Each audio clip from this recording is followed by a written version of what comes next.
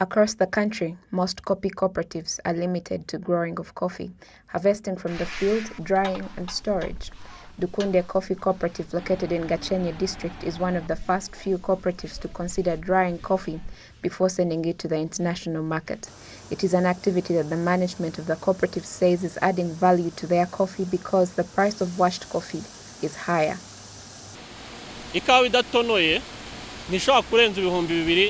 Raw coffee can't go beyond 2,200, but when we wash it here, we sell it about $7 per kilo, which is about 6,500. So the price triples, and we sell everything, even the remains from the washed coffee. We sell all products at different prices. In Rwanda, there are about 308 first-degree coffee washing stations, of which just 15 are second-degree coffee refineries, while only 6 roast the coffee. Some of the coffee farmers' cooperatives are trying to roast it, something their executives say is important. In a bid to interest our buyers and for them to trust the quality of coffee we give them, we thought we could give them roasted coffee and define ourselves on the market together along with the Made in Rwanda program.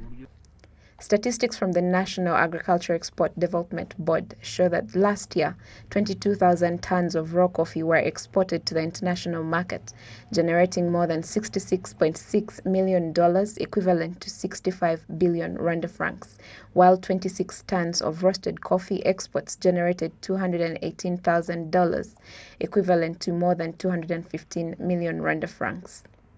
Ntwari Pio, NAEB spokesperson, explains that increasing the number of coffee roasting establishments is one of the factors coffee revenues have tripled in the recent past. Ukayohereza itarakarangwa usanga igura hagati y'amadolari 3. When sent while raw, it is sold at about $2 to $3.5 or $4 per kilo, but when it's roasted, the price goes up to about $8 to $10. It's something we can't do at once with the 15 factories that currently roast coffee, and say tomorrow we'll have 100 factories that can do this.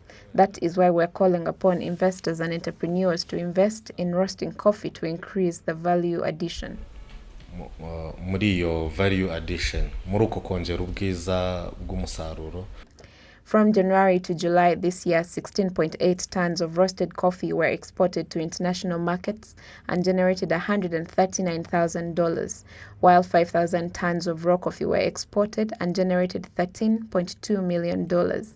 In the last fiscal year, coffee came second in terms of foreign exchange earnings, as it earned $61 million, whereas tea came first with $92 million of exchange earnings. However, as the pandemic continues to affect the world, it could affect this business on the international markets.